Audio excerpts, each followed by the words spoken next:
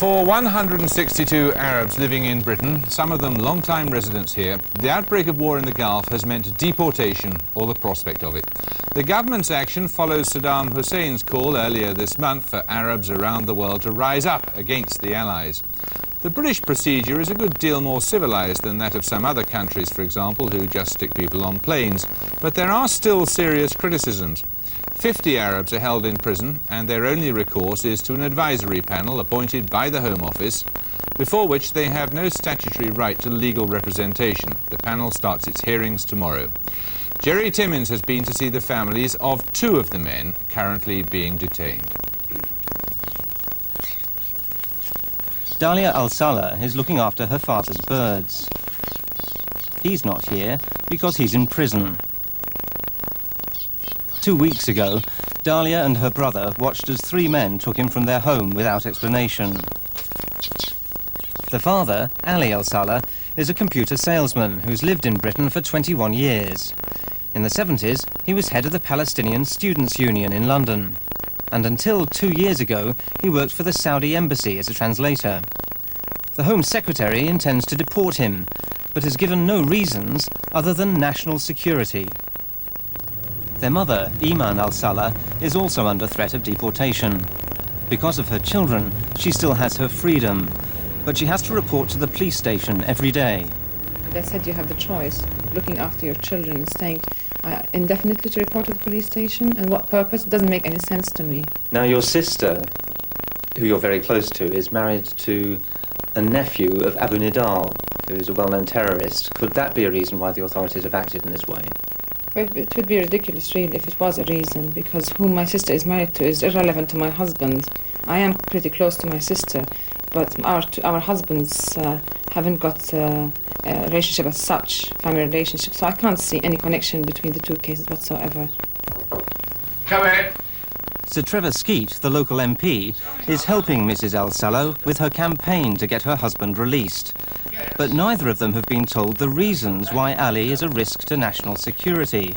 And more alarmingly, the arresting officers had incorrect information about the family when they detained him. The fact that they didn't know we had British citizen children, I thought was ludicrous. I mean, they couldn't have opened the files really to go and see that we had children, family, and family of peace. And then as they took my husband to the car, they said, "How are you getting on at the Saudi embassy?" They thought that my husband was still working at the Saudi embassy. And my husband has ceased working 2 years ago at the Saudi embassy. So that's another indication that they didn't really look into his case thoroughly. A second case is that of Abbas Shiblak. This is his study. Mr. Shiblak is a senior information officer with the Arab League and an executive member of the Arab Human Rights Committee, which has campaigned against Saddam Hussein. None of his friends or relations know why he was arrested. Because of the stress she is under, Mrs. Shiblak finds it very difficult to talk about what happened. They only said it is on grounds that have to do with national security. So they took him, they just allowed him to get his books and clothes ready. He made a few phone calls, and they took him away. I couldn't stop them. I just felt helpless. Both Ali Al-Salah and Abbas Shiblak are being held in Pentonville prison. At the moment, the courts have refused to intervene on their behalf.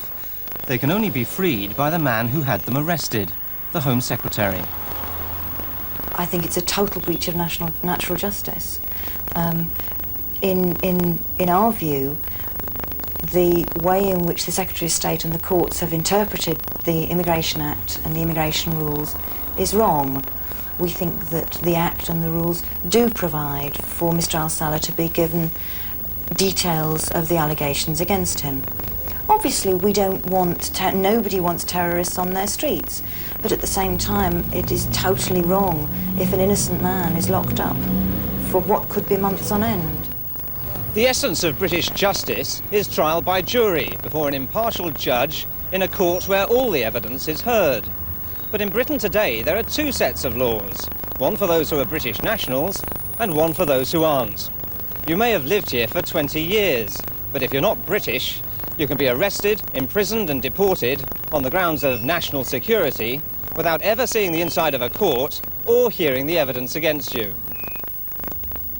The solicitors, such as Jane Coker, who acts on behalf of Mr. Al-Salah and Mr. Chablak, can advise but have no way of representing their clients or of finding out exactly what the case against them is. I have been given no evidence at all by the Home Office. I have been given no details at all by the Home Office as to why Mr. Al-Salah has been arrested and detained. Mr. Al-Salah does have the right to go before an advisory panel, the Three Wise Men.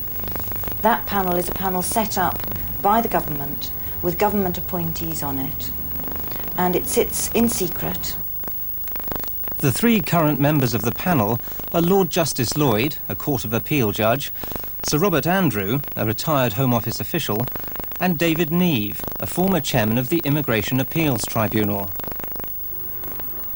Geoffrey Robertson, a senior lawyer who specialises in civil liberties, says that the panel itself may not be allowed to know all the evidence against the person before them. He simply tells them shortly the story of his life. And it's up to the Three Wise Men to scratch their heads and say, well, he seems an all-right sort of person. And the Home Secretary can take not a blind bit of notice. What the system does is make the Home Secretary, Mr. Kenneth Baker, a party politician, the judge and the jury over the liberty and the right, possibly even to life, certainly the right to live in a particular place. I feel it's quite unfortunate, and one feels sorry that there are no legal procedures available for him to present his case and defend his case. It's just quite unfortunate if they want to deport him. They can't split our family apart just like that. I did talk to Leanna. She said maybe he's in for his own safety. So It's the lack of recourse to the courts that upsets the friends and neighbours of Mrs. Chiblak, who've mounted their own campaign to get Abbas freed. I can understand there being a state of, national security, and there probably are people wandering around who might want to harm our country, but I think that one has to investigate a lot more deeply. Otherwise it becomes a witch hunt, and I think that's very dangerous. The impact of all these detentions goes far beyond the fate of a few individuals. Britain has a worldwide reputation for intellectual freedom and open debate. Indeed, that's why many Arab writers and students come here. Those who hear about these arrests in the night and detentions without trial now fear for their own freedom and safety. Hello, SOS Helpline. Anxiety over the detentions has caused some students at London University to set up a helpline. And we've discovered in the course of making this film that there is some truth in claims of intimidation. 2 Arab contributors pulled out after saying they had received threats from neighbours and employers. But one student was prepared to talk to us. I think intense. Everyone has been trying, mostly the Arab students, have been trying to keep a low profile for some reason. And that, in a way, saddens me, because after all, we're in a free sort of country, and I've been here for quite a long time, and I never felt the way that I feel now. I think that it behoves Britain, as a country that is fighting this war partly in the name of the rule of law and of human rights, to provide minimum standards of fairness to everyone that it deals with. And this is one nagging area that I think all lawyers are embarrassed about, a little concerned that this is the one area where we do not have any sort of fair procedure for protecting individual liberty. Those who believe in the innocence of Abbas Chiblak attended a vigil last night outside the Home Office. The friends and relatives of Ali Al-Salah are equally anxious. They say they hope for justice, but have to rely on a system which is beyond the scrutiny of the public or the courts. And with us in the studio now is Sir John Wheeler, Chairman of the Commons Home Affairs Select Committee. Sir John, of course there are objective dangers, and of course Saddam Hussein has threatened international terrorism. But there are basic principles for which this country is supposed to stand, and surely the right to trial by jury, to hear the evidence against you and to have the evidence weighed by an independent judge is one of those basic rights. Not in this case, no. The first duty of the British government in time of war is to safeguard the freedom, liberty and the security of the 56 million British people.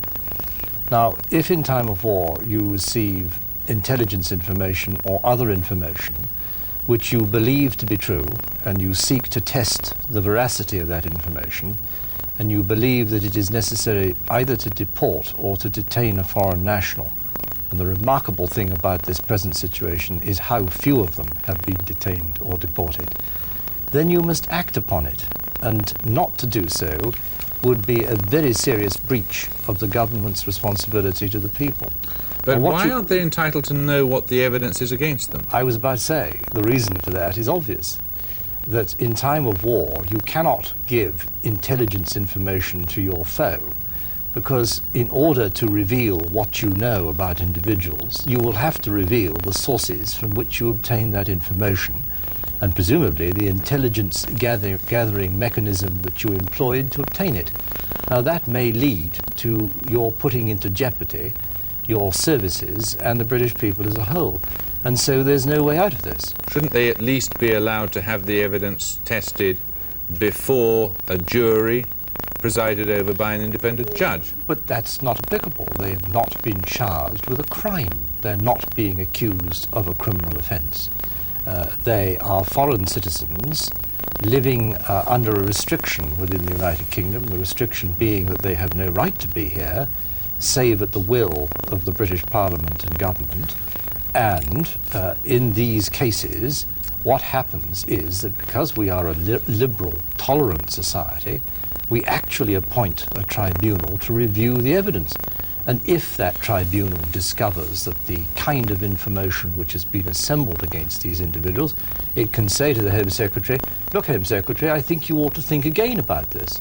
And he's perfectly entitled to ignore that advice. Yes, of course he is, if he has got different advice from other sources that are so relevant that he must heed it. But we could just, under those, if we applied your criteria, we could just intern large numbers of people if we wanted to. But that's the last thing we would want to do. We have no wish to intern or to deport anyone unless there is a reason so to do. And I say again, it's remarkable that in time of war, when British forces are fighting and perhaps losing their lives, that so very few people indeed in our cosmopolitan society have actually been detained or deported. But I hope it will remain thus. It is a bit distressing, isn't it, when a parent of British children can be treated in this way? The difficulty with this discussion is that I can't discuss the individual cases because, like everybody else taking part in this programme, I am not privy to the information which brings the situation to the point that it's at. Nor indeed is he. And all I can do is to discuss the principles of it.